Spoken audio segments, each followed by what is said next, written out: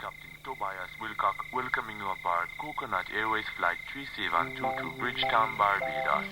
We will be flying at an... 1975 was one hell of a hot year, and a combination of the tropical heat and our next song's tropical beat sent this slice of pop reggae soaring up to the top of the charts.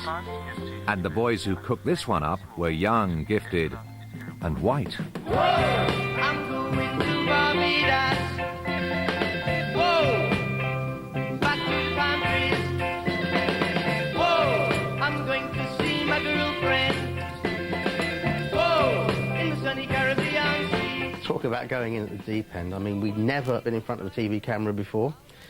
Live with the orchestra, well, you know, it was scary. I had to take a Valium. Really scary. Really, really scary. I look up at the sky and I see the clouds. I look down at the ground and I see the rain go down the drain. Fly away on Coconut Airways. Fly me Well, out. I wanted to carry the whole Coconut Airways thing a little bit further. I went straight down to Elstree and learnt to fly, and I bought an aircraft, and I put a big coconut, a big palm tree with coconuts on the tail and called it Coconut Airways, and I expanded the fleet to 3 at one stage, and had my own little Coconut Airways, for real.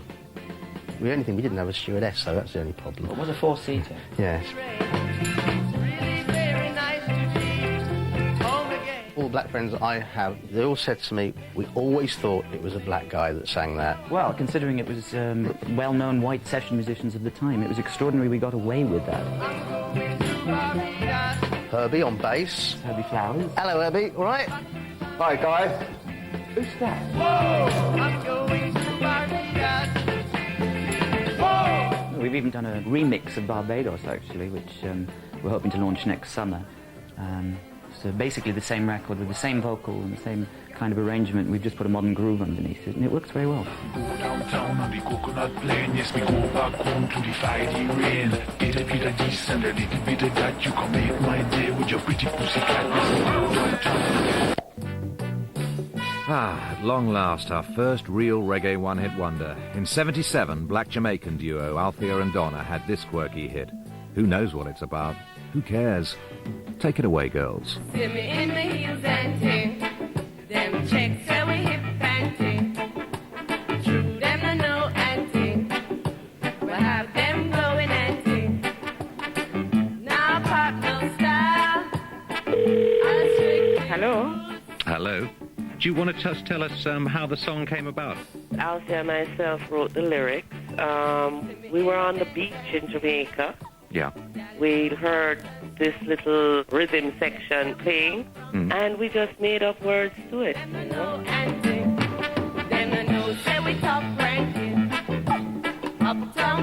Your Top of the Pops appearance, you had to sing with the BBC orchestra. Was that hard? It was kind of hard. It was playing to a totally different rhythm, but we made it through.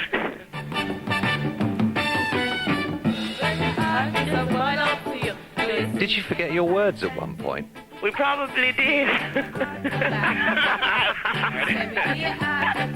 It was so long ago, I don't remember, but I remember being very stressed on the stage, so anything could have been possible. Yes.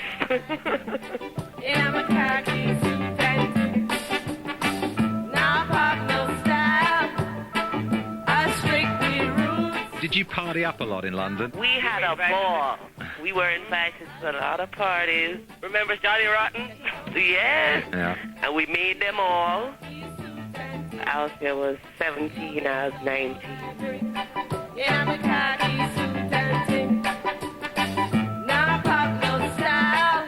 Well, I'd better let you girls get back to the beach. Thank you very much. Okay, bye. Bye. If you know how long I've been sitting here. But what happened to the phone? I got it. Well, it's over. It went through. He painted Salford smoky top on cardboard boxes from the shop. Parts of Ancoats where I used to play.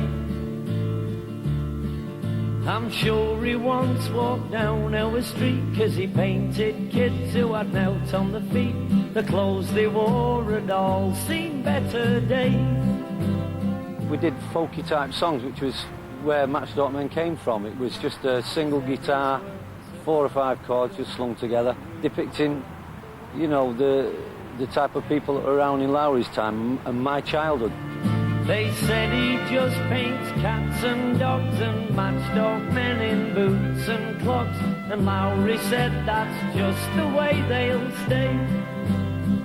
And he painted matchstalk men and matchstalk cats and dogs. I decided to paint a Lowry picture in sound, and that's where the brass band came in, which was the local brass band in the village where I live. Now he takes his brush and he waits outside them factory gates to paint his matchstalk men and matchstalk cats and dogs. When we did the first Top of the Pops, all the shots were interspersed with the Lowry pictures, and then all of a sudden they were in demand, and well, they replaced the 3 ducks over the mantelpiece after that.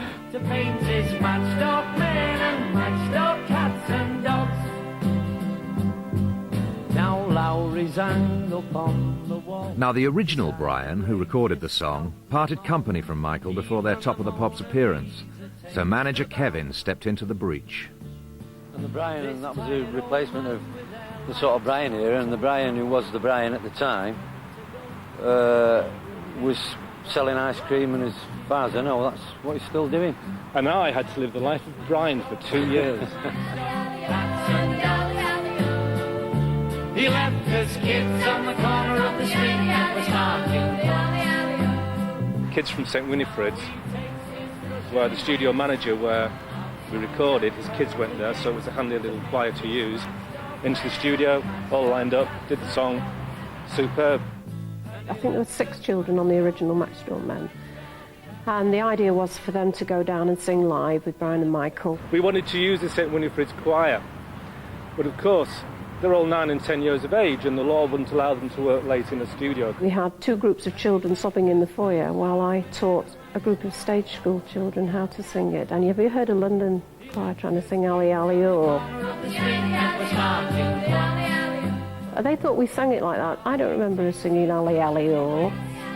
Outside them pearly gates to paint his matchstalk men and matchstalk cats and dogs. But as luck would have it, the St Winifred's Choir did eventually get to appear on Top of the Pops in 1980 with this musical sequel to Grandad. Grandma, we love you. Grandma, we do. Though you may be far away, we think of you. There's no one quite like Grandma, and I know you will agree. She always is a friend to you, and she's a friend to me. It's a song that stays with you. You just sort of haunt you. It certainly does.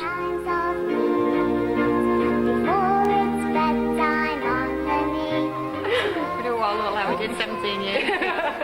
I've still got the same haircut. But at least you got some teeth. Grandma, we do. Though you may be far away, we think. It's all a bit hazy really, because it was like 17 years ago. We got to meet people like ABBA, you know, some real pop icons. We were very, very lucky. Somehow Miss Foley had managed to wangle a record deal that most pop icons would kill for.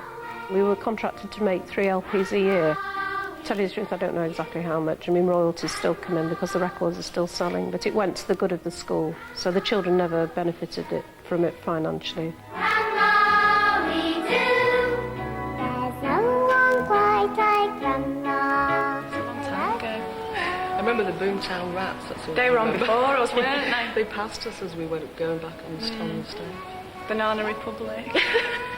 Well, the contract ran for, I think, about 9 years, and... So how does one follow up an emotional tour de force like this? The follow-up was My Mum is 1 in a Million, and I have to say, I said no. At last, some artistic integrity. Grandma, yes. My Mum is 1 in a Million, no.